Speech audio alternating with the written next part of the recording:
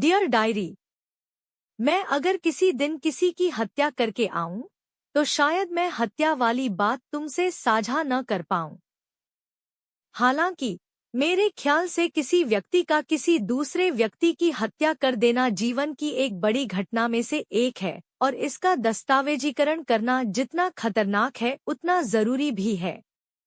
लेकिन फिर भी मैं तुम्हें यह नहीं बताऊंगा कि मैंने किसी की हत्या कर दी है, किसकी हत्या की है, क्यों की है, कैसे की है, हत्या के लिए मैंने कौन से हथियार का प्रयोग किया। मैं ऐसे किसी भी सवाल के बारे में लिखने से हिचकूंगा, और हिचकना लाजिमी है। मुझे ऐसी कोई जानकारी कहीं भी लिखित या मौखिक रूप से किसी से भी साझा नहीं करनी चाहिए जो मुझे हत्यारा साबित करे और फांसी या कारावास के नजदीक कर दे या फिर मुझे खूनी घोषित कर दे। मैं भला ऐसी बातें किसी से भी साझा क्यों करूं? वैसे हत्या करना कोई मामूली बात नहीं है। हत्या करना राह चलते किसी दुकान से सिगरेट पी लेने जैसा या फिर घंटों चलते रहने की ऊब को दूर करने के लिए बेवजह किसी पेड़ से पत्ता तोड़ लेने जैसा नहीं है। किसी की हत्या करने के लिए आदमी के पास एक ठोस वजह होनी चाहिए। जब मेरे गांव की सबसे बूढ़ी औरत 110 वर्ष की जिंदगी जीने के बाद मरी थी, तब उसने कहा था, सांप भी किसी को यूं ही नहीं डसता। अदालती भाषा में कहें तो हर हत्या के पीछे एक मोटिव ऑफ मर्डर होता है, और फिलहाल मेरे पास ऐसी कोई वजह नहीं है जिसकी वजह से मैं किसी की हत्या कर दूं।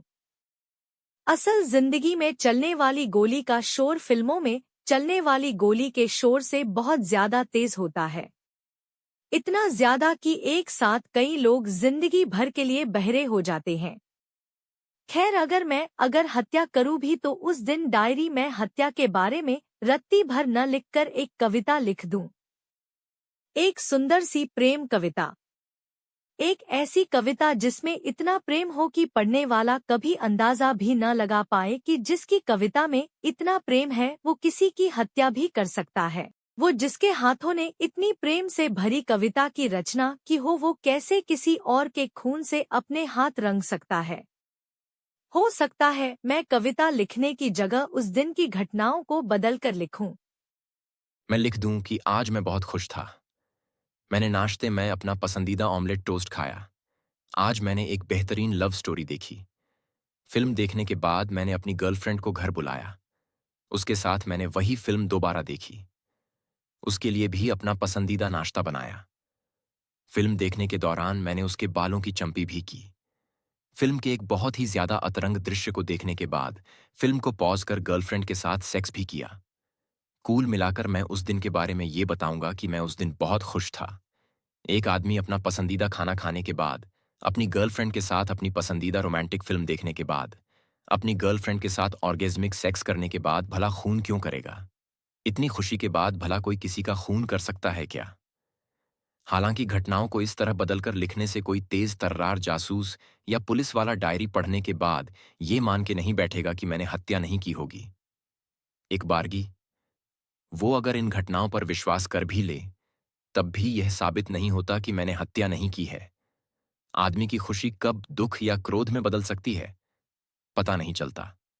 डायरी पढ़ने वाला ये भी तो सोच सकता है कि मेरे द्वारा बनाया गया नाश्ता मेरी गर्लफ्रेंड को पसंद ना आया हो, और उसने प्यार से बनाए गए इस नाश्ते को दुनिया का सर्वश्रेष्ठ नाश्ता घोषित करने बजाय यह कह दिया हो कि इसमें नमक कम है और अंडा ठीक से पका नहीं है। तुम्हें पता है ना, कच्चे अंडे से मुझे उबकाई आती है। हटो, मुझे उल्टी आ रही है। और मुझे उसकी ये बात बुरी लग गई हो और मैं दुखी या क्रोधित हो गया हूं। या फिर यह भी हो सकता है कि मैं उसके उल्टी करने के बात पर क्रोधित हो गया हो और मैंने उससे बहस की हो कि अंडा इतना कच्चा नहीं था कि किसी को उल्टी आ जाए। या फिर यह भी हो सकता है कि उसकी उल्टी देख के मुझे लगा होगा कि वो प्रेग्नेंट है और मैंने उसे प्यार भी किया हो। लेकिन फिर यह भी हो सकता है कि उसके शादी करने की बात से मैं अंदर ही अंदर परेशान हो गया हूं। मैंने उसे समझाया हो कि अभी मैं शादी नहीं कर सकता। मेरे पास न नौकरी है, न ढेले भर का पैसा है। सड़क छाप मैगजीन में मचलती कहानियां लिखकर इतना पैसा नहीं जमा कर सकता कि शादी के 8 महीने बाद ही पिता बनना अफोर्ड कर पाऊं। इसलिए हो सकता है मैंने अबॉर्शन की बात की हो और उसने मुझे निष्ठुर हत्यारा जैसी गालियां दी हो। मैं गालियां सुनता हूं, मुझे फर्क नहीं पड़ता है, पर लेकिन शायद उस वक्त मैं हत्यारा जैसी चटख लाल रंग की गाली बर्दाश्त नहीं कर पाया हूं और मैंने उसे धक्का दे दिया हो और वो गिर गई हो। यूं मेरे धक्का देने से इंसान जल्दी गिरता नहीं है, पर शायद वो गिर गई हो क्योंकि उसके पैर गीले थे। गिरने से आदमी का सर नहीं फटता, पर उसका फट गया हो और सर से खून बहने लगा हो। खून बहने से आदमी मरता नहीं, पर शायद वो मर गई हो। इंसान को अपने पैर या अपनी आंखें गीली नहीं रखने चाहिए, मरने की संभावना बारच जाती है। इंसान को प्यार भी नहीं करना चाहिए, उसमें भी मरने की संभावना बहुत ज्यादा होती है। प्यार करने से आदमी को खून की कमी हो सकती है, लेकिन आदमी प्यार किए जाने के बाद की जो प्यार की कमी होती है, उससे मारा जा सकता है। इंसान को बेरोजगार आदमी से भी प्यार नहीं करना चाहिए। आदमी खाली जेब के कुएं में गिरकर भी मारा जा सकता है। आदमी हथियार से नहीं मरता, आदमी मारे जाने की संभावनाओं से ज्यादा मरता है। संभावना से याद आया, उसका नाम भी संभावना ही है या ही था। मैं 3 दिनों से घर से बाहर नहीं निकला क्योंकि मैंने किसी की हत्या नहीं की। हत्या करने वाले लोग घर से बाहर होते हैं, घर के भीतर किसी लाश के पास बैठकर डायरी थोड़े ही लिखा करते हैं। घर में बस 1 कप चाय के लिए दूध है। मुझे अब शायद दूध लाने के लिए घर से बाहर निकलना चाहिए, पर मेरे पास पैसे नहीं हैं। मेरे गांव की वो बुढ़िया जिसने मरते समय सांप वाली बात कही थी, वो जब जिंदा थी तब उसने एक बार कहा था कि आदमी खाली हाथ आता है और खाली हाथ ही चला जाता है। आदमी अपना कमाया धमाया सब कुछ यहीं छोड़ दियाच के चला जाता है। मेरी गर्लफ्रेंड तो जा चुकी है, पर उसके पर्स में अब भी शायद इतने पैसे जरूर होंगे जिससे मैं इतना दूध तो खरीद ही सकता हूं कि 2 कप चाय मिल जाए। मुझे अब जाना चाहिए। सत्तो की लाश हाथ में लटकी हुई थी, बलकार सिंह के। उसे टकटकी लगाए देखता रह गया। बेचारी दवा तो छोड़ो, 2 जून खाने को तरसकर मर गई। दिल्ली की सड़क पर 2 लाशें पड़ी थीं, एक निर्जीव, दूसरी सजीव।